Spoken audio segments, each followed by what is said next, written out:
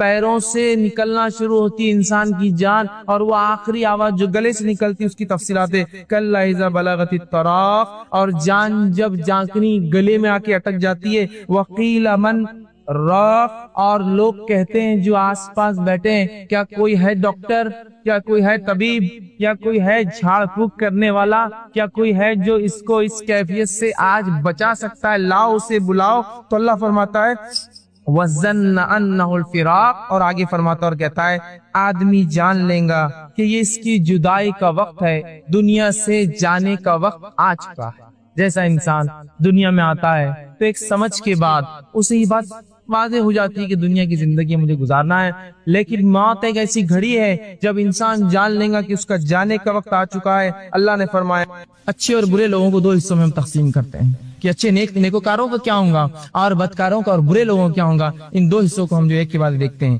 آئیے اچھے آدمی سے معاملہ شروع کرتے ہیں، اس کے ساتھ کیا سلوک ہوگا تاکہ اچھائی کا بدلہ ہم جان لیں۔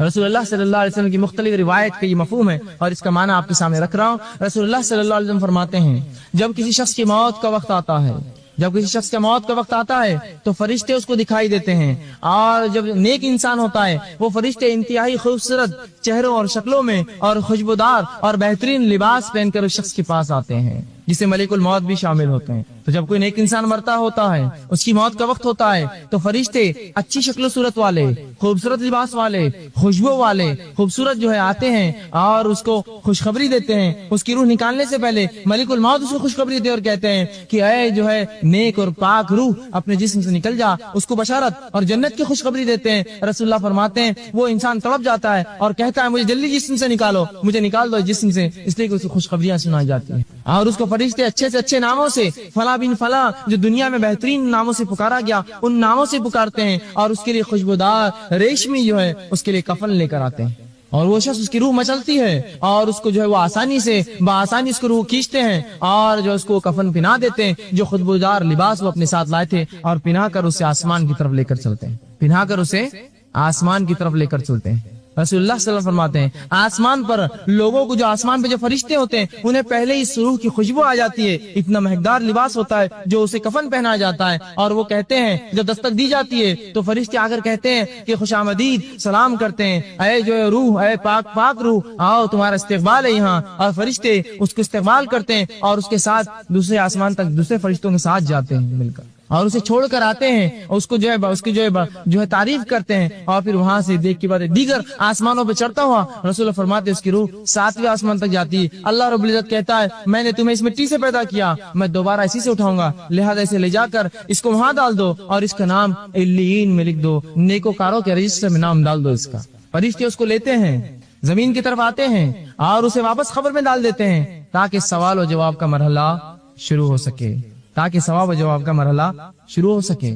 وہ پاک روح کو اندر جب ڈال دیتے ہیں وہ آ کر لیٹ جاتی ہے، اس کے بعد رسول اللہ فرماتے ہیں منکر نکیر خبر میں آتے ہیں، یہ انتہائی ہولناک جو ہے فرشتے ہوں گے جن کے دانت رسول اللہ فرماتے ہیں بیلوں کے سنگوں کے مانند اتنے بڑے ہوں گے، بڑی بڑی آنکھیں ہوں گے، گرجدار آواز ہوں گی، لال ان کی آنکھیں ہوں گی، اور زمین کو اپنے دانتوں سے چیرتے اور پھاڑتے ہوئے دونوں نکل کر آئیں گے سامنے۔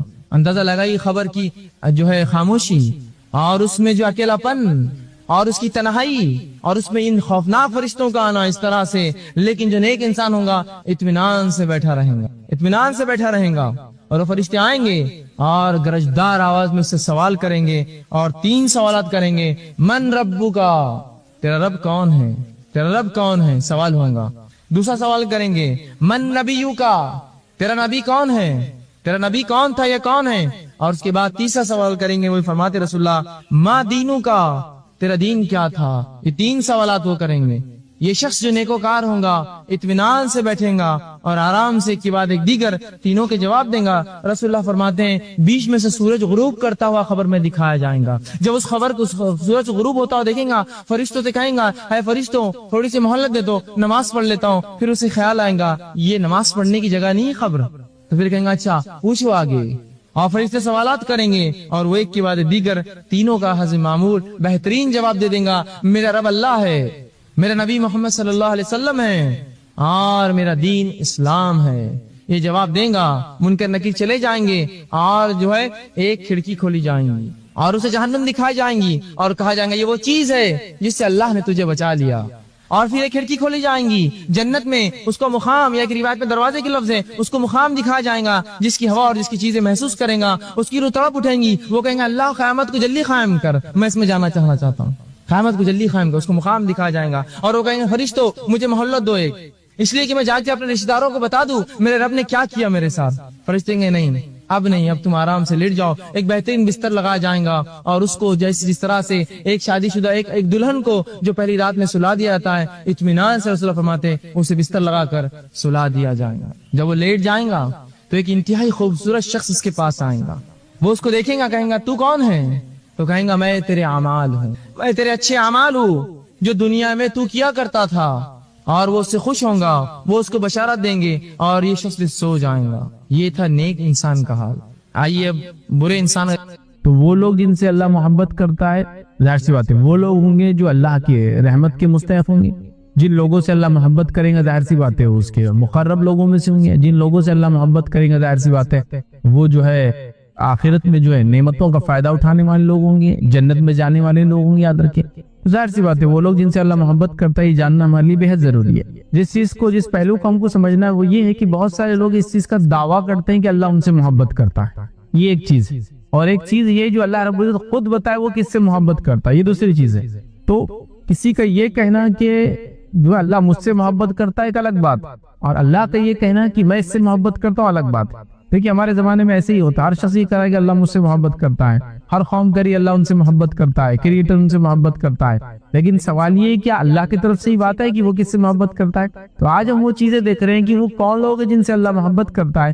ویسے تو قرآن میں اور سنت میں مطلب بہت سارے لوگوں کے بارے میں یہ بات آئی ہے، مطلب کچھ کے لیے تو الفاظ کے ساتھ آیا ہے، کچھ کے ساتھ معنی اور مفہوم کے ساتھ آیا ہے، کچھ کے ساتھ مختلف چیزوں سے، مطلب مختلف چیزوں سے آپ سمجھ سکتے ہیں کہ یہ اللہ کے چہیتے لوگ ہوں گے، یہ اللہ ان سے محبت کرتا ہے، یہ ایسا ہوں گا۔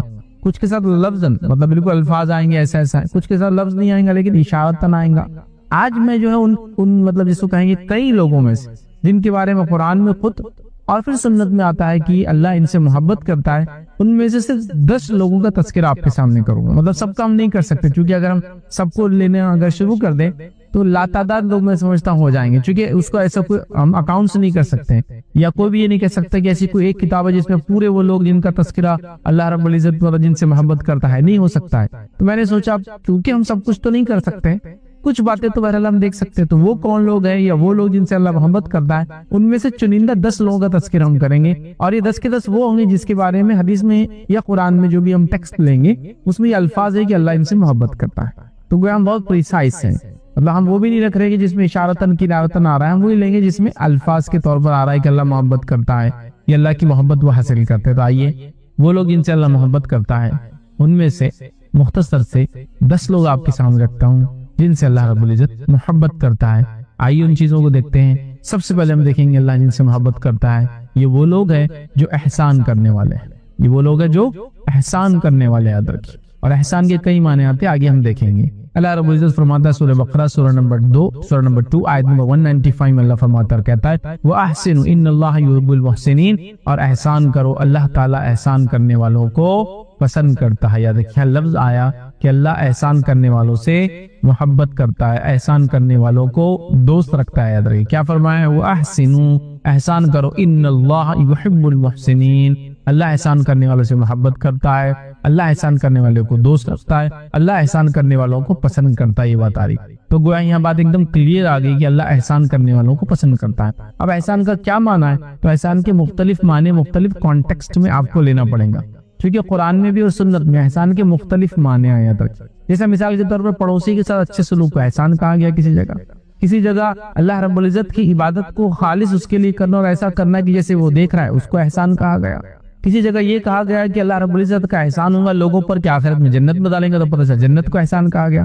تو مختلف کانٹیکسٹ میں احسان کے مختلف معنی آتے ہیں، تو اللہ احسان کرنے والوں کو پسند کرتا ہے۔ یہ چند مثالیں میں آپ کے سامنے رکھتا ہوں، ہم یہ دیکھیں گے قرآن کے اندر جو باتیں ہم کو پتہ چلتی ہے کہ وہ لوگ جو نیکی اور اطاعت الہی کے صلے میں ملنے والی جنت کو بھی احسان کریں، مطلب وہ لوگ جو نیکی اور اطاعت کرتے اللہ کی، اس کے بدلے میں جو جنت ملیں گے اس کو بھی احسان کہا گیا۔ جیسے کہ قرآن کے اندر سورہ رحمان سورہ نمبر 55 اور آیت نمبر 60 میں اللہ نے فرمایا کہ هل جزاء الاحسان الا الاحسان، کہ احسان کا بدلہ سوا احسان کے کیا ہوگا؟ مطلب احسان کا بدلہ احسان کے سوا کیا ہوگا، مطلب یہاں احسان سے مراد یاد رکھی وہ یہ ہے کہ اس کے بدلے ان کو جنت ملیں گی. تو احسان کا بدلہ احسان مطلب نیکی کا بدلہ جنت سے ان کو ملنے والا، یہ اس کا معنی ہے. اسی طرح صحیح مسلم کی ایک روایت ہے جس کے اندر دیکھیں الفاظ اس طرح سے ہے کہ اللہ کے رسول صلی اللہ علیہ وسلم فرمایا جو شخص اللہ اور یوم آخرت کے ساتھ ایمان رکھتا ہے اسے چاہیے کہ وہ ہم سائے کے ساتھ احسان کرے. مطلب جو شخص اللہ پر اور آخرت پہ ایمان رکھتا ہے اسے چاہیے کہ پڑوسیوں کے ساتھ احسان کرے. تو یہاں نیکی اچھے سلوک کو احسان کہا گیا. اسی طرح صحیح بخاری کی روایت کے اندر آتا ہے کہ جبرائیل علیہ الصلوۃ والسلام نبی کریم صلی اللہ علیہ وسلم کے پاس آئے اور آپ سے سوال کیا کہ احسان کیا ہے محمد صلی اللہ علیہ وسلم. تو نبی اکرم صلی اللہ علیہ وسلم نے فرمایا اور کہا، دیکھیے حدیث کے الفاظ اس طرح سے آپ نے فرمایا احسان یہ ہے کہ تو اللہ کی عبادت اس طرح سے کر جیسے تو اسے دیکھ رہا ہے، جیسے تو اسے دیکھ رہا ہے، انت عبد اللہ کانک ترا، جیسے تو اسے دیکھ رہا ہے. پھر آگے فرمایا فَإِن لَمْ تَكُنْ تَرَى فَإِنَّهُ يَرَى، اور اگر یہ تو ظاہر سی بات نہیں ہو کہ اللہ کو ہم دیکھ رہے ہیں تو یہ جان لے اللہ تجھے دیکھ رہا ہے. تو یہاں عبادت کو خالصتاً اللہ کے لیے کرنے کو احسان کہا گیا. پھر وہ نماز بھی ہو سکتی، روزہ بھی ہو سکتا، عبادت بھی ہو سکتی، معاملات بھی ہو سکتا، اخلاقیات بھی ہو سکتے، اچھے سے لوگوں سے پیش آنا صرف اللہ کے لیے، یہ بھی شامل ہے. تو گویا کل عبادتوں کو خالص اللہ کے لیے کرنا، یہ ایسا کرنا کہ اللہ ہمیں دیکھ رہا ہے، تو یہ ہو گیا احسان. کسی جگہ پڑوسی کے ساتھ اچھے سلوک کو احسان کہا جا رہا، کسی کی جگہ کہا جا رہا ہے کہ احسان کا بدلہ احسان ہے، مطلب نیکی کا بدلہ جنت آخرت کے اندر. ٹھیک ہے، تو احسان کے بدلے کئی معنی آتے ہیں. تو اگر اس بات کو ہم ایک جسو کہیں گے ایک ڈیفینیشن کے طور پر احسان کیا ہے، تو ہم یوں کہہ سکتے ہیں کہ احسان کیا ہے، اللہ تبارک و تعالیٰ کی مخلوق سے اچھا برتاؤ اور اللہ تبارک و تعالیٰ کی بہترین طریقے سے عبادت کرنا احسان ہے. مطلب اللہ کی مخلوق سے اچھا سلوک کرنا احسان ہے اور اللہ رب العزت کی عبادت کو اچھے سے کرنا یہ احسان ہے. تو جو یہ کریں گا اللہ اس کو محبوب رکھتا ہے، اللہ اس کو پسند کرتا ہے، اللہ اس سے محبت کرتا ہے. تو ہمیں چاہیے کہ ہم جو ہے ان لوگوں میں شامل ہو، یاد رکھیے جو احسان کرتے ہیں اور جن کو احسان کرنے کے بدلے آخرت میں جنت کا بدلہ ملے گا، یہ جو اپنی عبادتوں کو اللہ تعالیٰ جیسا دیکھ رہا ہے اخلاص کے ساتھ برات دعا کرتے ہیں. تو یہ پہلے لوگ یاد رکھیں جن سے اللہ محبت کرتا ہے. آئیے دوسرے آج ہم جو دیکھیں گے جن سے اللہ محبت کرتا ہے وہ لوگ کون ہیں. تو ہم دوسرا دیکھیں گے پاک رہنے والوں سے اللہ محبت کرتا ہے. پاک رہنے والوں سے اللہ رب العزت قرآن میں فرماتا ہے سورہ توبہ سورہ نمبر 9 اور آیت نمبر 108 میں اللہ فرماتا ہے اور کہتا ہے واللہ یحب المتطہرین، کہ اللہ تعالیٰ پاکیزگی اختیار کرنے والے لوگوں کو پسند کرتا ہے. اللہ تعالیٰ پاکیزہ رہنے والے لوگوں سے محبت کرتا ہے. یہاں لفظ دیکھیے یحب کا لفظ ہے، محبت کرتا ہے. تو اللہ تعالیٰ پاک رہنے والوں سے محبت کرتا ہے. اس کا کیا معنی ہے؟ اس کا معنی ہے جو ستھرائی رکھتے ہیں. اب پاکیزگی کیا ہے؟ جو جسمانی پاکیزگی رکھتے ہیں، جو اپنے آس پاس پاکیزگی رکھتے ہیں، جو اپنے گھر اور محلوں کو پاک رکھتے ہیں، جو پاکی اور صاف صفائی کو پسند کرتے ہیں. اس لیے گندگی کو، نجاست کو، غلاظت کو شریعت نے پسند نہیں کیا. لیکن بڑی افسوس کی بات ہے کہ اسلام کے اندر اور طہارت پاکیزگی کا کیا مقام ہے. تو طہارت یاد رکھیے وہ نصف آدھا دین کہا گیا، پاکی آدھا ایمان کہا گیا. برابر تو پاکی کو آدھا نصف ایمان کہا گیا. تو گویا پاکی کا اتنا زبردست تصور اسلام میں ہے کہ صاف صفائی ستھرائی کو اسلام پسند کرتا ہے کہ اس کو آدھا ایمان کہا گیا کہ پاکی آدھا ایمان ہے. اور پاکی آدھا ایمان کہنے کے باوجود بھی یاد رکھتی ہے ہم آج دیکھتے ہیں کہ مسلمان جو ہے نہ اپنے سوچ کو، نہ اپنے خیالات کو، نہ اپنے ماحول کو، نہ اپنے اطراف کو، نہ اپنے جسم کو، کس چیز کو پاک نہیں رکھ رہے. بڑی تعجب کی بات. مسلمان تو وہ لوگ ہونا چاہیے جو سب سے زیادہ صاف ستھرے رہتے ہیں، اس لیے کہ اللہ تعالیٰ ایسے لوگوں سے محبت کرتا ہے. اور اس کے تعلق سے یاد رکھیں سنن ابن ماجہ کی ایک روایت ہے، ابو ہریرہ رضی اللہ عنہ فرماتے اور کہتے ہیں نبی اکرم صلی اللہ علیہ وسلم نے فرمایا یہ آیت کریمہ اہل قباء کے لیے نازل ہوئی تھی. مطلب قباء کے لوگوں کے لیے آیت نازل ہوئی تھی. کون سی والی؟ یہ والی کہ اللہ تعالیٰ جو ہے پاکیزہ لوگوں کو پسند کرتا ہے، اللہ تعالیٰ جو ہے پاک صاف رہنے والوں کو پسند کرتا ہے. یہ قباء کے لوگوں کے تعلق سے نازل ہوئی تھی. ابو ہریرہ فرماتے ہیں وہ پانی سے استنجا کرتے تھے تو ان کے متعلق یہ آیت نازل ہوئی. پھر انہوں نے فرمایا کہ کیا آیت کیوں نازل ہوئی تھی؟ آپ صلی اللہ علیہ وسلم فرمایا ان کے لیے ہوئی تھی اور کس وجہ سے؟ وہ فرماتے اس لیے کہ یہ استنجا کرتے تو پانی سے کرتے، مطلب طہارت لیتے، صفائی کرتے تو پانی سے کرتے. یاد رکھیں پیشاب وغیرہ کو جاتے ہیں تو پانی کا استعمال کرتے. تو یہاں دیکھیے جسمانی صفائی کی بات ہو رہی ہے، اس لیے میں نے کہا ہے جسمانی صفائی بھی ہے، خیالات کی صفائی بھی ہے، اپنے جسم کی دیگر اعضاء کی صفائی ہے، اپنے اطراف کی چیزوں کی صفائی ہے، اپنے گھر اپنے ماحولیات کی صفائی کے بارے میں. گویا اسلام اس چیز کو پسند کرتا ہے. ایک مسلمان کو چاہیے وہ پاک صاف رہنے کی بڑی کوشش کرے اور گندگی سے، غلاظت سے، چاہے سوچ کی ہو، چاہے جسمانی ہو، چاہے آس پاس کی ہو، بچے. بہت سارے لوگ اپنے گھر وغیرہ کو تو صاف رکھتے ہیں لیکن سڑکوں کو اور دوسروں کے گھروں کو آنے جانے کے راستوں گندا کرتے ہیں. کتنی جگہ ایسا ہوتا ہے کہ کچرا ڈالنے کی جگہ موجود ہونے کے بعد، تھوکنے کی جگہ موجود ہونے کے باوجود بھی لوگ کہیں بھی تھوک رہے اور کہیں بھی کچرا ڈال رہے ہیں. اللہ تعالیٰ صفائی کو پسند کرتا ہے. تو نہ صرف یہ کہ آدمی خود صفائی کا خیال رہے بلکہ اس کا بھی خیال ہو کہ دوسروں کی صفائی بھی ہو. یہ نہ ہو کہ ان کے پاس مطلب ہمارے وجہ سے ان کو گندگی یا خرابی یا اس کا سامنا کرنا پڑے وہ سامنے. اور آپ سب جانتے ہیں, ہم سب جانتے ہیں صفائی نہ ہونے کے نتیجے میں کتنی بیماریاں آتی ہیں, اور صفائی کے تعلق سے کتنی مہم دنیا میں چلائی جا رہی ہے کہ صاف ستھرے رہو, ہاتھ دھو لیا کرو کھانے سے پہلے, ہے نا. اور اسی کے ساتھ ساتھ وقت آنے پر یا وقت پڑنے پر یا جب بھی موقع ملے اپنے چہرے وغیرہ کو دھو لیا کرو, دھول مٹی سے آئے تو. اسی طرح جو ہے ہفتے میں اتنے بار ضرور انسان نہایا کرے تاکہ وہ ایک ہیلدی اس کی باڈی رہے. اسی طرح جو اپنے اطراف میں گندگی نہ پھیلنے دے. کتنی باتیں بہرحال بتائی جا رہی ہے, ہمیں چاہیے کہ ان چیزوں کا خیال رکھے. اور خاص طور سے قبا والوں کے تعلق سے جو آیت آئی تھی وہ ان کے پیشاب میں طہارت کا پانی لینے کے تعلق سے آئی تھی. تو میں اس سے یہ بھی گزارش کروں گا اپنے طہارت خانے وغیرہ کو بھی ہم بہت زیادہ صاف اور پاک رکھیا کریں, چونکہ ظاہر سی بات ہے وہاں جا کے ہم طہارت حاصل کرتے, چاہے حمام ہو, چاہے پیخانہ ہو, لیٹرین اور باتھ روم جس کو آپ کہتے ہیں, یا ٹوائلٹ اور باتھ روم جس کو کہتے ہیں یاد رکھیں, یا واش روم جس کو کہتے ہیں عام طور سے یاد رکھیں, ان کو بہت صاف رکھیں. چونکہ ظاہر سی بات ہے وہاں جا کے ہم پاکیزگی اختیار کرتے ہیں, اگر وہاں گندگی ہوگی تو ہم پہ گندگی لگیں گی, تو وہ بھی صاف ہونا چاہیے. تو وہ ایک مسلمان ہے تو اس کا جسم, اس کی سوچ, اس کی سمجھ, اس کا اطراف اور وہ تمام چیزیں جہاں جا کے وہ صفائی اور طہارت حاصل کرتا ہے وہ بھی پاک ہونا چاہیے. دیکھیے پاکی کے لیے غریب اور امیر کا مسئلہ نہیں, پاکی کے لیے سوچ کا مسئلہ ہے. سوچ اگر صحیح ہو تو بہرحال پھر پاکیزگی ہر طریقے سے اختیار کی جا سکتی ہے. سوچ میں گندگی ہو تو پھر ظاہر سی بات ہے انسان جو ہے کتنی بھی عالیشان محل میں رکھی وہاں بھی غلاظت اور گندگی پھیلاتے رہتا ہے. بہرحال چلیے آگے ہم بڑھتے ہیں. تو یہ دوسرے لوگ تھے اللہ جن سے محبت کرتا ہے. آئیے تیسرے جو آج ہم دیکھیں گے لوگ جن سے اللہ محبت کرتا ہے وہ یہ کہ وہ جو ہے توبہ کرنے والوں سے اللہ محبت کرتا ہے. توبہ کرنے والوں سے. اور اللہ نے قرآن میں خود دیکھی سورہ بقرہ سورہ نمبر 2 آیت نمبر 222 میں کیا فرمایا ان اللہ یحب التوابین, کہ اللہ تعالیٰ جو ہے توبہ کرنے والوں کو محبت کرتا ہے. ان اللہ یحب التوابین, کہ بے شک اللہ تعالیٰ محبت کرتا ہے جو توبہ کرنے والے لوگ ہیں. تو اللہ تعالیٰ توبہ کرنے والوں سے محبت کرتا ہے. توبہ کیا یاد رکھیں, توبہ یہ ہے کہ میں غلط روش پہ چلا تھا اور غلط روش پہ زندگی گزار رہا تھا, پھر مجھے صحیح بات پتہ چلی تو میں نے اپنی زندگی میں یو ٹرن لے لیا, برائی کے راستے کو چھوڑ کر نیکی کی طرف آ گئی. یہ توبہ ہو گئی. یہ توبہ. اور استغفار کیا ہے, توبہ کرنے کے بعد انسان جو گناہوں کی معافی کے لیے کلمات وغیرہ پڑھتا ہے, دعائیں کرتا ہے کہ اللہ مجھے معاف کر دے. یہ توبہ اور استغفار. توبہ مطلب یو ٹرن لینا, اپنے راستے کو بدل دینا, گناہ کے راستے کو چھوڑ کے نیکی پہ آ جانا. اور پھر اس کا استغفار کیا ہے کہ اللہ سے معافی مانگنا جو گناہ ہو چکے اور جو ہو رہے ہیں یا ہوں گے فیوچر میں. ٹھیک ہے, تو لہٰذا توبہ بڑی اہم چیز ہے کہ گناہ کے راستے کو چھوڑ کر نیکی کی طرف آنا, مطلب ٹریک کو پورا چینج کر دینا. یو ٹرن عام زبان میں نے بہرحال کہا اس کو, سمجھ رہے ہیں. تو توبہ کرنے والوں کو اللہ پسند کرتا ہے. تو ہمیں چاہیے کہ وہ خوب توبہ کریں. ایک انسان نہ جانے کتنے گناہ کرتا ہے. نبی اکرم صلی اللہ علیہ وسلم کے تعلق سے تو روایتوں میں آتا ہے کہ آپ تو گناہ بھی نہیں کرتے تھے, آپ خطاؤں سے پاک تھے, آپ گناہوں سے پاک تھے. اس کے باوجود روایت میں آتا ہے 70 سے لے کر 100 مرتبہ تک توبہ کرتے تھے. ایک مجلس میں آتا ہے آپ نے توبہ کی کلمات 100 ٹائمز ایک مجلس میں پڑھے. تو ظاہر سی بات ہے جب نبی اکرم صلی اللہ علیہ وسلم جو گناہوں سے بری ہیں, جو خطاؤں سے پاک ہے, آپ یہ کام کر رہے ہیں, تو امت کو یہ ٹریننگ ہے, تعلیم و تربیت ہے کہ ہم کتنا زیادہ کثرت سے توبہ اور استغفار کریں. اس لیے کہ ہم سے تو گناہ بہت زیادہ ہوتے ہیں اور اللہ تعالیٰ پسند کرتا ہے توبہ کرنے والوں کو. اس لیے کہ اللہ چاہتا ہے, کیونکہ اللہ جانتا ہے کہ اس کے بندے کے اندر گناہ کرنے کا مادہ ہے. جب وہ گناہ کرتا ہے تو رب چاہتا ہے اس کو معاف کرے, اور معافی کا طریقہ ہے توبہ کرے اور استغفار کرے. تو اللہ معاف کرتا ہے, مطلب اپنے راستے کو بدل دے, گناہ کے راستے کو چھوڑ کے نیکی پہ آ جائے, پھر اس کے بعد اپنے گناہ کی معافی مانگی انسان, توبہ اور استغفار.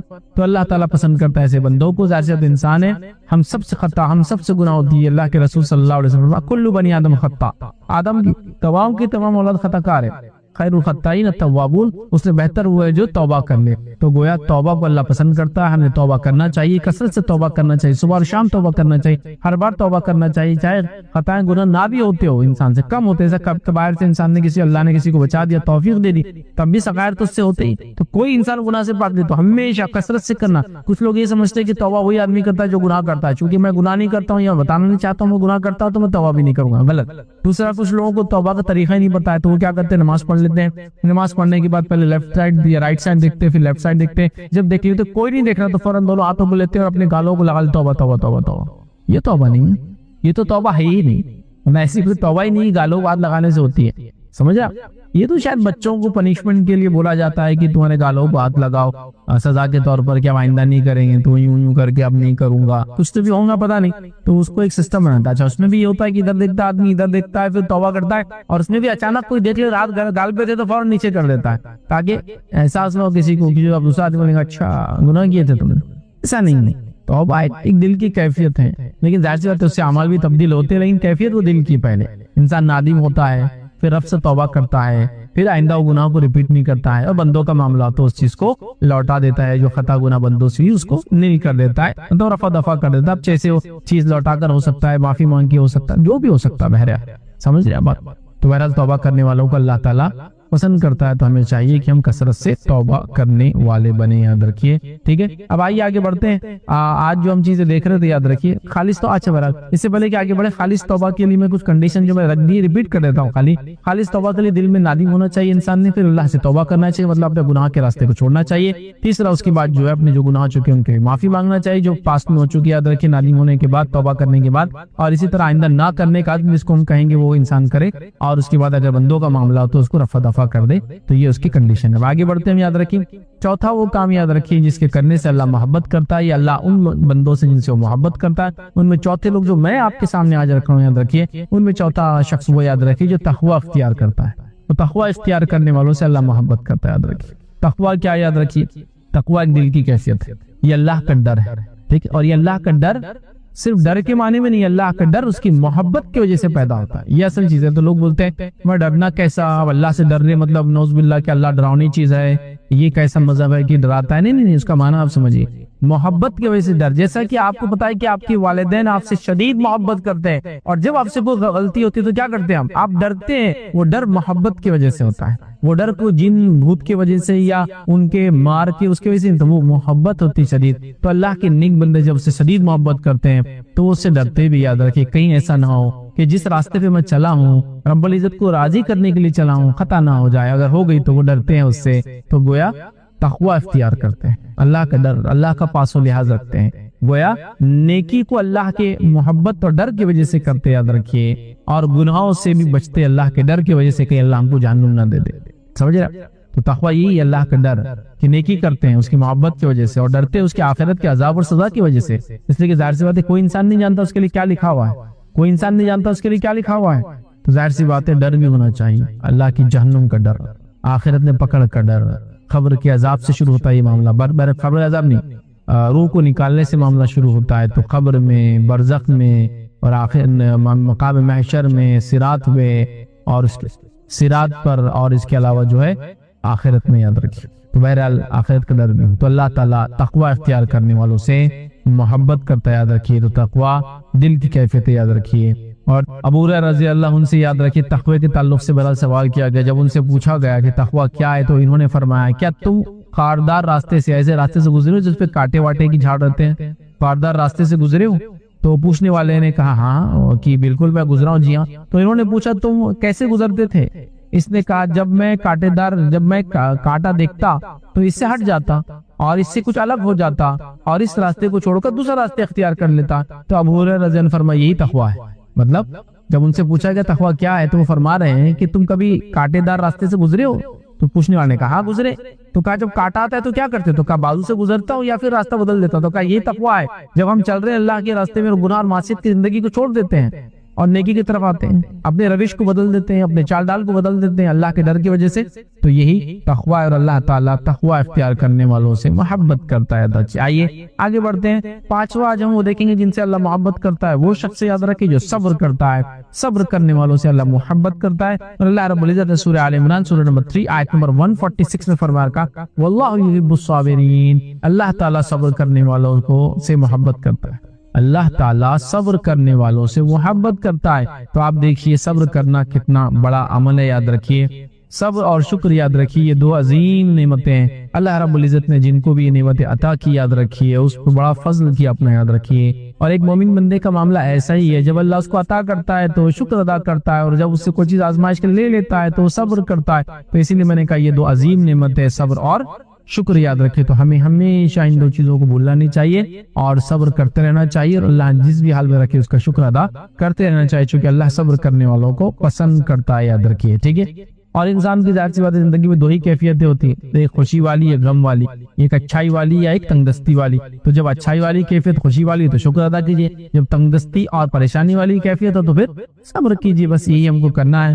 اور یہی بات یاد رکھیے، نبی اکرم صلی اللہ علیہ وسلم نے بھی یوں فرمائی، روایت کے اندر صحیح مسلم کی روایت یاد رکھیے، اور رسول اللہ صلی اللہ علیہ وسلم نے فرمایا اور کہا مومن کا معاملہ بھی بڑا عجیب ہے، اور فرمایا عجیب ہے، اس کا ثواب کہیں نہیں گیا، مطلب اس کا معاملہ عجیب ہے، ہر حالت میں اس کو ثواب ملتا ہے، اس کا ثواب کہیں نہیں جاتا، ہر حالت میں ملتا ہے، یہ بات کسی کو حاصل نہیں ہے، مطلب یہ معاملہ صرف مومن کا اور کسی کا نہیں ہے۔ اور آپ نے فرمایا اگر اس کو خوشی حاصل ہوتی ہے تو شکر ادا کرتا ہے، اور اگر اس کو جو ہے کوئی پریشانی ہے اور اس کا بھی اس کو ثواب ملتا ہے، اور اگر کوئی نقصان پہنچتا ہے تو صبر کرتا ہے، اس کا بھی اس کو ثواب ملتا ہے۔ تو آپ نے فرمایا مومن کا معاملہ عجیب ہے کہ مشکل میں بھی ہوتا ہے تو صبر کرتا ہے تو اس کا اجر ملتا ہے، جب خوشحالی میں ہوتا ہے تو شکر ادا کرتا ہے، اس کا بھی اجر ملتا ہے۔ تو ظاہر سی بات ہے ہمیں صبر کرنے والا بننا چاہیے، صبر بڑی اہم چیز ہے، صبر کا دامن کبھی نہیں چھوڑنا چاہیے، صبر حق بولنے میں، چونکہ حق بولنے کے بعد تکلیفیں آ سکتی ہے، صبر حقوق کو دینے میں، چونکہ جب حق دیتے ہیں دوسرے کا، جب حق دیتے ہیں ایک دوسرے کا تو ایسا معاملہ ہوتا ہے۔ اسی طرح صبر کا معاملہ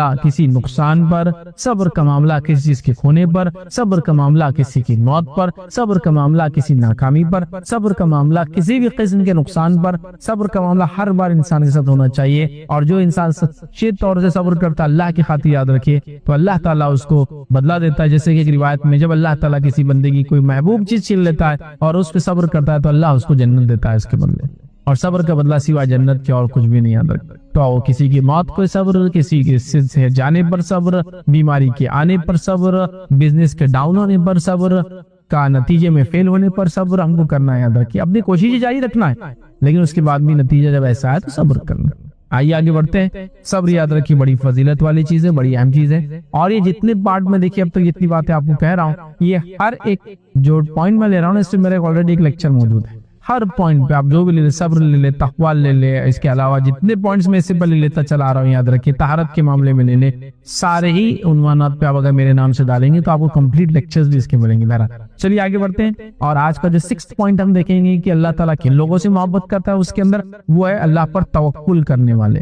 اللہ پر توکل کرنے والوں سے اللہ محبت کرتا ہے۔ توکل مطلب وہ ہے کہ جس ذات پر بھروسہ کیا گیا ہو تو مکمل بھروسہ اسی پر ہو، اس کو بولتے ہیں توکل۔ جیسا کہ اگر میں کہتا ہوں میرا اللہ پر یقین ہے، بھروسہ ہے، تو اس کا مطلب یہ کہ کمپلیٹ ریلائنس میرا اللہ پر ہوگا، مکمل طور سے عقیدہ میرا ہوگا کہ اللہ ہی سب کچھ کرنے والا ہے، اس کے علاوہ ذرہ برابر بھی میرا اس کے علاوہ کچھ نہیں، اس کو کہتے ہیں توکل۔ مطلب جس ذات پر اعتماد کرنے کا دعویٰ کیا گیا ہو کلی طور سے، دل اور جسمانی اعتبار سے، اسی پہ اعتماد کرنا، کمپلیٹ ٹرسٹ، یہ توکل ہے۔ تو توکل کرنے والوں سے اللہ محبت کرتا ہے۔ قرآن میں اللہ رب العزت نے فرما رکھا، سورہ آل عمران سورہ نمبر 3 آیت نمبر 159 میں اللہ نے فرمایا ان اللہ یحب المتوکلین، اللہ تعالیٰ توکل کرنے والوں سے محبت کرتا ہے۔ اللہ پہ ٹرسٹ کرنے والے، اللہ پہ بھروسہ کرنے والوں سے، توکل کرنے والوں سے اللہ تعالیٰ محبت کرتا ہے۔ اور یقین اللہ پر توکل ہر حالت میں، کہ رزق اللہ دینے والا ہے، مصیبت اللہ دینے والا ہے، تکلیف ہٹانے والا اللہ ہے، کوئی چیز،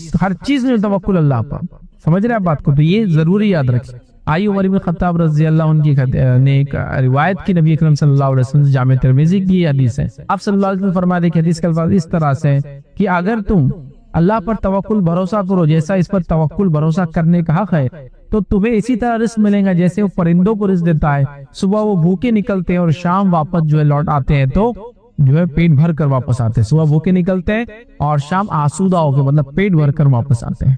تو اگر تم بھی پرندوں کے جیسا توکل کرو تو اللہ رب العزت تمہیں ویسی روزی دے گا جیسا پرندوں کو دیتا ہے، کہ ہر مارننگ صبح وہ نکلتے ہیں تو خالی پیٹ ہوتے ہیں، رات میں بھر پیٹ واپس آتے ہیں۔ تو پرندوں کا توکل مکمل طور سے اللہ رب العزت پہ، تو اگر انسان بھی اللہ رب العزت پہ مکمل توکل کرے گا تو اللہ رب العزت بھی جیسے پرندوں کو روزی دیتا ہے ویسے ہم کو بھی روزی دے گا۔ یہ بڑی افسوس کی بات ہے کہ انسان بڑا ناشکرا ہے اور فوراً اس کا توکل کا اور ڈگمگا جاتا ہے، جیسا ایمان پر ہے اور ایمان کے ساتھ ساتھ وہ حلال روزی کمانے کی کوشش کر رہا ہے، سود نہیں لے رہا ہے، رشوت نہیں خوری نہیں کر رہا ہے، دھوکہ نہیں دے رہا ہے، جھوٹ نہیں بول رہا ہے، لیکن اس کو آگے شیطان بولتا ہے جھوٹ نہیں بولیں گا تو بزنس کیسا چلے گا؟ اب اس کا توکل اللہ پر سے ہٹ جاتا ہے، وہ یہ سوچتا ہے کہ شاید میں سچ بولوں گا تو اب رزق نہیں ملے گا، تو توکل اس نے اللہ پہ سے ہٹا دیا، اس نے یہ سوچا کہ جھوٹ بولنے سے رزق ملتا ہے۔ اس لیے حدیث سے فرمایا جا رہا ہے کہ تم اگر ویسا توکل کرو جیسے پرندے کرتے ہیں تو اللہ بھی تم کو ویسے روزی دے گا جیسا پرندوں کو دیتا ہے، صبح خالی پیٹ نکلتے اور رات میں بھر کر آ جاتے ہیں۔ توکل تو کرو اللہ کا، لیکن توکل کا ہرگز ہی بھونڈا اور بھدا معنی کوئی نہ لے کہ توکل کا معنی ہے گھر میں پڑے رہوں اور یہ بولوں کہ اللہ کو دینا ہوگا رزق تو اللہ دے دے گا، ہرگز یہ معنی نہیں ہے۔ یہ بات بالکل توکل میں ہے کہ ایک انسان اگر بیمار ہے، مشکل میں، پریشانی میں، زلزلے آ گیا، اس میں دباؤ ہوا ہے، تو یقیناً یہ توکل تو تب ہوگا ہی چونکہ وہ کچھ کوشش نہیں کر سکتا بیچارہ کہ اللہ ہی سب کچھ کرنا. لیکن اس کا یہ معنی نہیں کہ میں ہٹا کٹا رہا ہوں، سب کچھ سہولتیں موجود ہو اور کوئی بھی، کیونکہ اسباب کو اختیار کرنا سنت ہے. تو لوگ بولنا بنا لے رہے ہیں، جسم دی اللہ نے، کوشش نہیں کر رہے، بول رہے اللہ دینا چاہے تو دے دیں گا. ایگزام میں پڑھ رہے نہیں اور یہ سوچ رہے کہ اللہ پاس کرنا چاہے تو پاس کر دیں گا. تجارت میں محنت نہیں کرے اور سوچے اللہ کامیاب کرنا چاہے تو کر دیں گا. اسی طرح کسی کام میں محنت کر کے کوئی چیز اسٹیبلش نہیں کرے، سوچے اللہ چاہے تو کر دیں گا. ایسا تو پھر اللہ سب کچھ کر سکتا ہے نا. آپ کی کوشش کہاں ہے موجود؟ آپ کوشش کیجئے. سنت یہ کہ کوشش کرنا ہے. توکل میں اسباب اختیار کرنا ضروری ہے. تو لہٰذا کوئی توکل کا معنی یہ نہ لے کہ گھر میں بیٹھوں گا اور منہ میں رزق آ جائے گا. ایسا تو آپ جو ہے کسی جھاڑ کے نیچے بھی لیٹے تو آگے منہ میں جو پھل نہیں کرتا اس کا. اسباب اختیار کرنا ہے، کوشش کرنا ہے. آپ سمجھ رہے؟ تو لہٰذا پرندے گھونسلوں میں بیٹھتے نہیں ہیں، پرندے حدیث میں گھونسلوں سے نکلتے ہیں، اسباب اختیار کرتے ہیں. تو پرندوں کے جیسا توکل مطلب پرندے گھونسلوں سے نکلتے ہیں، خالی پیٹ بھر پیٹ آتے ہیں. تو ہم کو بھی ویسی توکل کرنا ہے کہ اللہ دینے والا. نکلو تو صحیح دنیا میں، جاؤ تو صحیح کمانے کے لیے، کوشش تو کرو کامیابی کے لیے. نتیجہ اللہ کے ہاتھ میں. کوشش تو کرو حق کے لیے، لڑائی کے لیے کہ حق کے لیے میں ڈٹ جاؤں گا، جو ہوگا دے توکل اللہ پر. پھر کوشش کچھ نہیں، بس اللہ سب کچھ کرے گا. تو ایسا تو اللہ تعالیٰ سے ہر چیز کر سکتا ہے. پھر دنیا بنانے کی وغیرہ ضرورت کیا تھی؟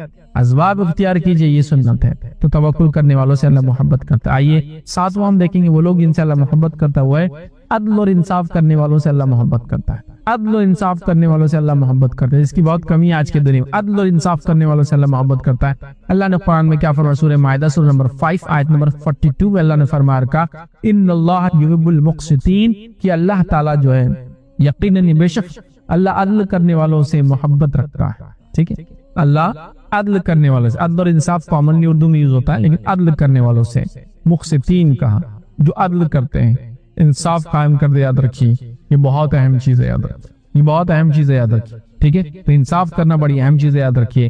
اور انصاف کرنے کے تعلق سے یا ایک منصف بادشاہ، انصاف کرنے والے بادشاہ کے بارے میں نبی اکرم صلی اللہ علیہ وسلم نے کیا فرمایا؟ آپ نے فرمایا وہ لوگ جو 7 لوگ عرش کے سائے کے نیچے ہوں گے روز قیامت، جس روز دوسرا کوئی سایہ نہ ہوگا، اس میں سے یاد رکھیے وہ 7 لوگوں میں ایک وہ ہے ایسا بادشاہ، یاد رکھیے، جو عدل اور انصاف کرتا تھا، یا ایسا حکمراں جو عدل و انصاف کرتا تھا، وہ سائے میں ہوگا. تو عدل و انصاف ضروری ہے. آج ہمارے پاس عدل و انصاف کی شدید کمی ہوگی. شدید سمجھتے نا، ایکسٹریم کمی ہوگی عدل و انصاف.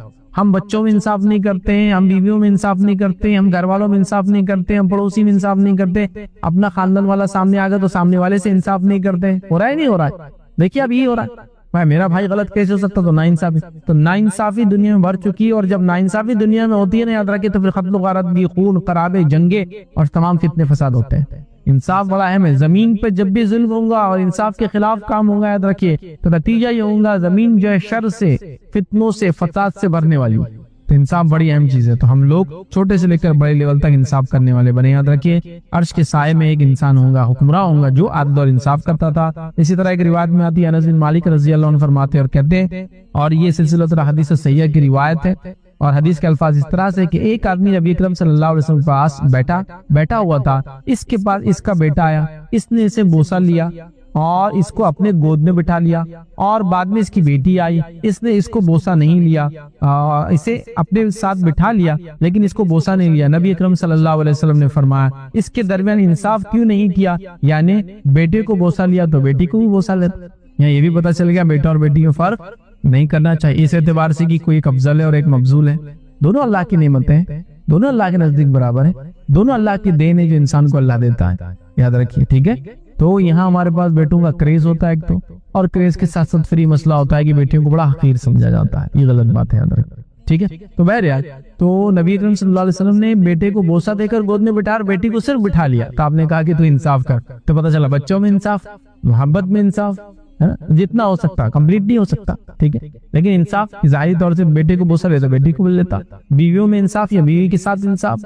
ایسا نہیں کہ بیوی اور بہن آ گئی تو بہن اکثر ہوں گی، بیوی ظالمہ ہوں گی، یا بیوی اور ماں آ گئی تو پھر بیوی اکثر ہوں گی، ماں نہیں ہوں گی، یا ماں اور بیوی. سب کے ساتھ انصاف کا معاملہ رکھیے، چھوٹے سے لے کر بڑے تک، یہاں تک کہ آپ ایک عام انسان گھر کے ذمہ دار سے لے کر قوم اور ملت کے رہنما اور حکمراں کیوں نہ بن جائے، انصاف کا معاملہ ہر بار ہوگا. اور اللہ رب العزت ایسے لوگوں کو پسند کرتا ہے جو اس کی زمین پر عدل قائم کرتے، انصاف کرتے. یاد رکھیے، اور چھوٹے چھوٹے معاملے سے لے کر بڑے بڑے معاملے تک آج ہم ناانصافی کو اختیار کرتے ہیں. ایسا نہ کریں، کیونکہ اللہ تعالیٰ ظالم لوگوں کو پسند نہیں کرتا. آئیے ایٹ جو پوائنٹ ہم دیکھیں گے آج، اللہ جن لوگوں سے محبت کرتا ہے وہ کون ہوں گے؟ یاد رکھیے وہ ہے اتباع رسول کرنے والوں سے اللہ محبت کرتا ہے، مطلب جو نبی اکرم صلی اللہ علیہ وسلم کے طریقے پر چلتے اللہ ان سے محبت کرتا ہے، یاد رکھیے۔ اور اللہ رب العزت نے قرآن میں سورہ آل عمران سورہ نمبر 3 آیت نمبر جو 31 میں فرما رکھا، قل ان کنتم تحبون اللہ فاتبعونی یحببکم اللہ ویغفر لکم ذنوبکم واللہ غفور رحیم، جس کا معنی ہے کہ کہہ دیجئے محمد صلی اللہ علیہ وسلم کہ اگر تم اللہ سے محبت کرنے کا دعویٰ کرتے ہو، قل ان کنتم تحبون اللہ فاتبعونی، تو میری اتباع اور میری پیروی کرو، میرے طریقے پہ چلو، فاتبعونی یحببکم اللہ، تو اللہ تم سے محبت کرے گا، ویغفر لکم ذنوبکم، اور تمہارے گناہوں کو معاف کرے گا، واللہ غفور رحیم، اللہ بڑا معاف کرنے اور رحم کرنے والا ہے۔ تو کہا قل ان کنتم تحبون اللہ، اگر تم چاہتے ہو یا تم دعویٰ کرتے ہو تم اللہ سے محبت کرتے ہو، فاتبعونی، تو میری اتباع کرو تو اللہ کی محبت ملیں گی۔ تو بغیر نبی اکرم صلی اللہ علیہ وسلم کی اتباع کے کسی کو اللہ کی محبت حاصل نہیں ہو سکتی، یاد رکھیے۔ چونکہ یہود بھی دعویٰ کر رہے تھے اس زمانے میں کہ اللہ کیا محبوب ہے، نصارہ بھی دعویٰ کر رہے اللہ کیا محبوب ہے، مشرکین مکہ بھی دعویٰ کر رہے اللہ رب العزت کے محبوب ہے۔ اللہ رب العزت فرما رہا ہے کہ اللہ کس سے محبت کرتا ہے؟ نبی کے ذریعے فرما، قل ان کنتم تحبون اللہ، کیا نبی آپ کہہ دیجئے ان لوگوں سے اگر تم اللہ سے محبت کا دعویٰ کرتے ہو، فاتبعونی، تو میری اتباع کرو، یحببکم اللہ، تو اللہ تم سے محبت کرے گا۔ تو اللہ ہم سے محبت کرتا ہے اگر ہم نبی اکرم صلی اللہ علیہ وسلم کی اطاعت اور فرمانبرداری کرتے ہیں۔ اور آج ہمارا معاملہ نبی اکرم صلی اللہ علیہ وسلم کی اطاعت فرمانبرداری کا کیا ہے؟ ہم اپنی دین اور شریعت کے ہر معاملے میں منمانی کرتے ہیں، جو میں چاہوں گا، جیسا میں چاہوں گا، جیسا میرا دل چاہے گا میں ویسا کروں گا۔ نہیں، یہ نہیں ہوتا۔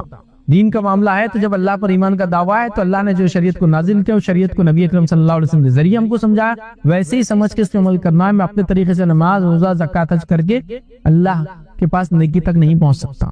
تو نبی اکرم صلی اللہ علیہ وسلم کی اتباع لازم ہے۔ تو لہٰذا اللہ نے یہ بات تو بالکل بیان کر دی کہ اگر اللہ سے محبت کا کوئی دعویٰ کرتا ہے تو نبی کے طریقے پر چلے تو اللہ کی محبت حاصل ہوتی ہے، نبی کا طریقہ نہیں تو رب کی محبت بھی نہیں۔ بات یاد رکھ لیجیے، یہ بات بہت زیادہ آج کے زمانے میں سے جاننا اور سمجھنا ضروری ہے، کیونکہ ہر آدمی یہ کہہ رہا ہے میں اللہ کا محبوب بندہ ہوں، اللہ مجھ سے محبت کرتا ہے، اور نبی کی مخالفت کر رہا ہے۔ نبی کی مخالفت کرنے والے سے اللہ محبت کبھی کر ہی نہیں سکتا۔ کسی معاملے میں، چھوٹے چھوٹے معاملے میں اللہ کے نبی کی مخالفت ہم کریں گے صلی اللہ علیہ وسلم، دنیا میں ذلیل اور رسوا ہوں گے، یاد رکھیے، اور آخرت میں یاد رکھیے پریشان ہو جائیں گے۔ جنگ احد کا آپ کو واقعہ معلوم ہے، بہت ریپیٹ نہیں کروں گا، بس مختصر بتاؤں گا۔ نبی اکرم صلی اللہ علیہ وسلم نے ایک گروہ کو بھیجا جو تقریباً 50 تیر انداز صحابہ پر مشتمل تھا، جو احد کے پہاڑ کے بیک سائڈ میں کھڑے تھے، کیونکہ اس کے پیچھے سے راستہ تھا جو آ سکتا تھا، اور صحابہ اس کی یہ طرف تھے، پہاڑ کے سامنے تھے، اور پیچھے سے اگر کوئی آ جائے گا تو دونوں طرف سے اٹیک ہوگا، سامنے سے بھی دشمن، پیچھے سے دشمن۔ تو آپ نے کھڑا کیا اور یہ کہا کہ اگر پرندے آگے ہمارا گوشت نوچ بھی لے تو تم نیچے نہ اترنا۔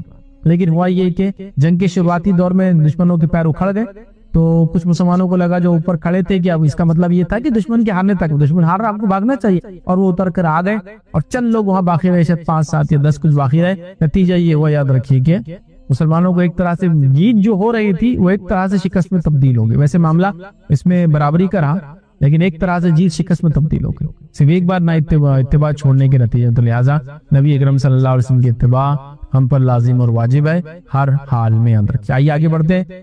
9 ہم اپنے دیکھتے ہیں وہ کون سے لوگ ہیں 90 آج جو ہم 10 لوگ دیکھ رہے ہیں ان میں سے کہ جن سے اللہ محبت کرتا ہے، یاد رکھیے وہ ہے آپس میں نرم دل رہنے والوں سے اللہ محبت کرتا ہے، آپس میں نرم دل رہنے والوں سے اللہ محبت کرتا ہے۔ آئیے سورہ مائدہ سورہ نمبر 5 آیت نمبر 54 میں اللہ نے فرما رکھا، کیا کہا سنیے، اے لوگوں جو ایمان لائے ہو، تم میں سے جو کوئی اپنے دین سے پھر جائے تو اللہ عنقریب ایسے لوگوں کو لائے گا جو ان سے محبت کرے گا اور وہ اس سے محبت کریں گے۔ اللہ ایسے لوگوں کو اللہ لائیں گا جو اللہ سے محبت کریں گے، اللہ ان سے محبت کریں گا اگر ہم دین سے پھر گئے۔ یہ بات صحابہ کو کہی جا رہی ہے کہ اگر تم دین پر عمل نہیں کرو گے، نبی اکرم صلی اللہ علیہ وسلم کا ساتھ نہیں دو گے، تو ہم ایک دوسری قوم لائیں گے جس سے اللہ محبت کریں گا اور وہ اللہ سے محبت کریں گے۔ اب صفت کیا ہوں گی ان کی، کیریکٹرسٹکس کیا ہوں گے ان کی، آگے سنیے، مومنوں پر بڑے نرم ہوں گے اور کافروں پر بڑے سخت ہوں گے۔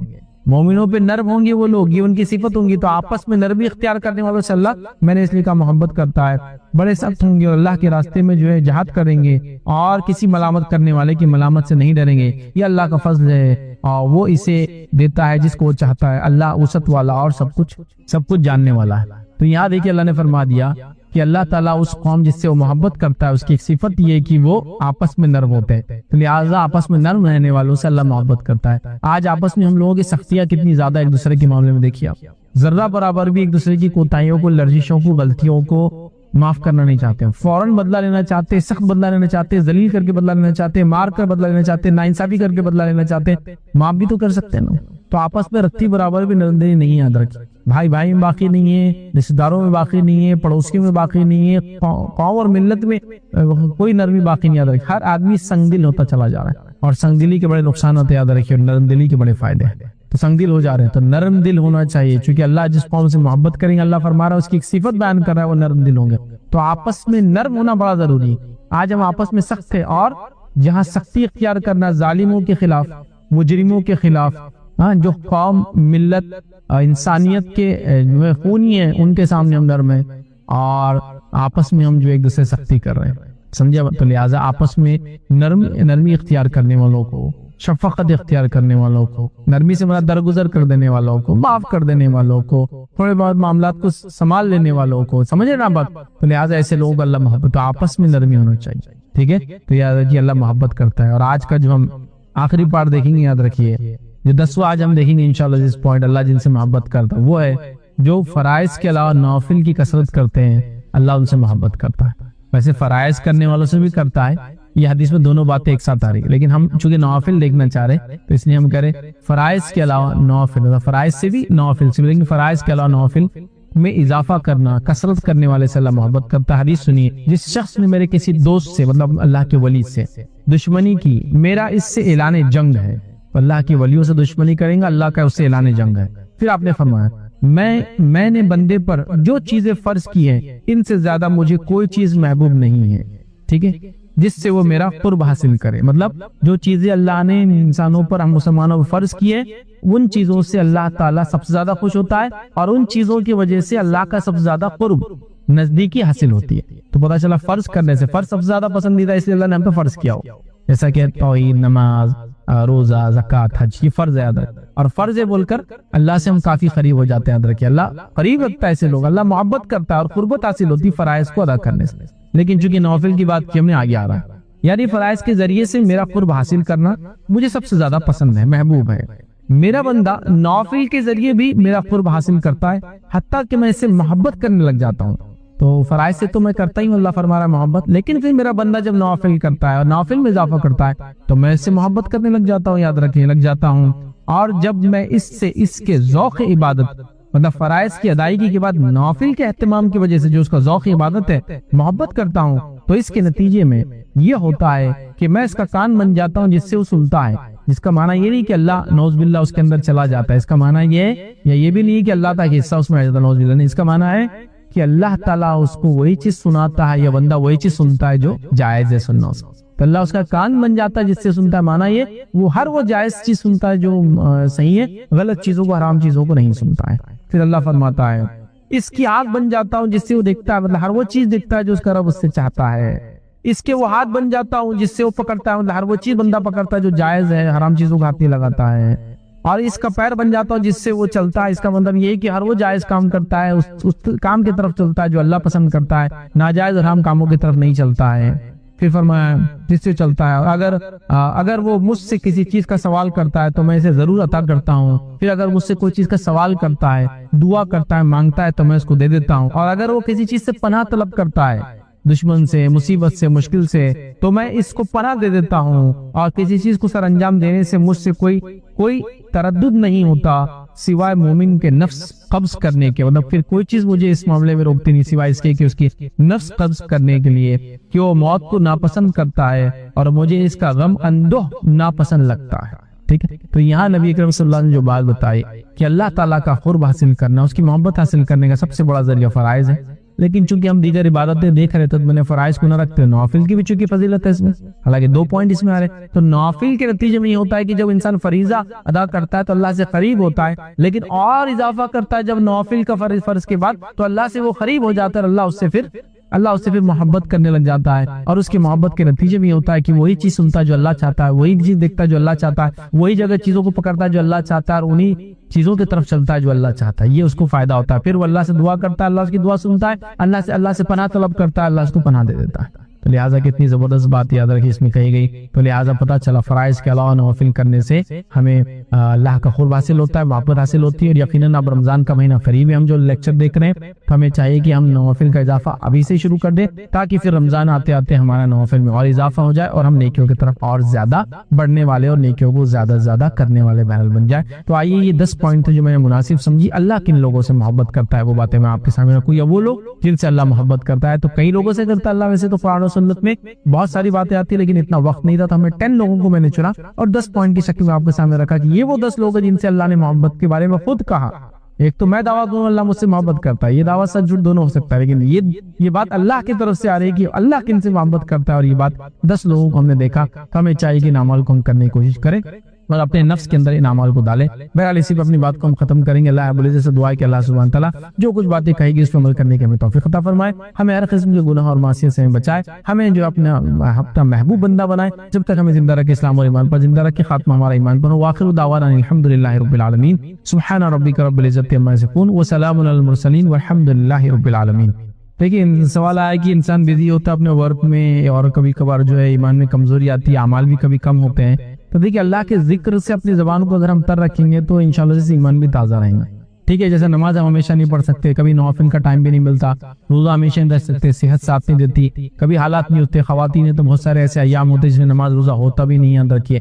تو اس میں کیا کرنا ہے, تو آپ اللہ کے ذکر سے اپنی زبان کو تر رکھیے, یاد رکھیے, اس سے ایمان تازہ ہوتے رہتا ہے. دیکھیے رمضان کے اندر ہماری ایمانی کیفیت الگ ہوتی ہے, رمضان کے بعد الگ ہوتی ہے. کیوں ایسا ہوتا ہے؟ رمضان میں کیا چیز ہم زیادہ کرتے ہیں بتائیے؟ اللہ کا ذکر تو زیادہ کرتے ہیں, توبہ کرتے, استغفار کرتے, قرآن کو سنتے, قرآن کو پڑھتے ہیں. تو اللہ کے ذکر کے بڑھنے کی وجہ سے ہماری ایمانی کیفیت بھی بلند ہو جاتی ہے. تو لہٰذا اگر کچھ نہ بھی کر سکے تو ذکر, سبحان اللہ, الحمدللہ, استغفر اللہ, ماشاء اللہ, انشاءاللہ, تبارک اللہ, سلام وغیرہ, مطلب جو چھوٹے چھوٹے اذکار ہے ان کو آپ کنٹینیوس کرتے رہے. اس کے علاوہ بھی ظاہر سی بات ہے آپ نمازوں میں اضافے کا اہتمام, روزے میں اضافے کا اہتمام کریں. لیکن یہ ایک چیز میں بتا سکتا ہوں جو کامنلی ہم کر کے اپنے ایمان کو فریش اور تر و تازہ رکھ سکتے. دوسرا, ایسے مجلس ایسے لوگوں میں بیٹھنے کی کوشش کیجیے جہاں جانے سے بھی آپ کا ایمان تر و تازہ ہو جاتا ہے. تو ایسی بہت ساری مجلسیں جہاں جانے سے ایمان میں کمزوری, کٹوتی, گھٹاوٹ جس کو کہتے ہیں, برائی آ جاتی ہے اور ایمان بوجھل ہو جاتا ہے. لیکن کچھ مجلسیں ایسی بھی جن میں جانے سے آپ کا ایمان ریفریش نہیں ہے.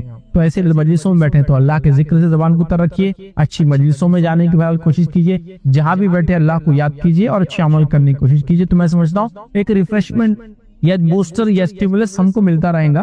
اور بہرحال پھر جب بھی وقت ملے تو اللہ سے قرب حاصل کرنے کے لیے بڑے اعمال جیسے نماز میں نوافل کا اضافہ, تلاوت قرآن ہے اور نفل روزے وغیرہ, تو اس سے اور انسان اللہ کا قرب بھی حاصل کرتا ہے اور انسان کا ایمان بھی تر و تازہ رہتا ہے.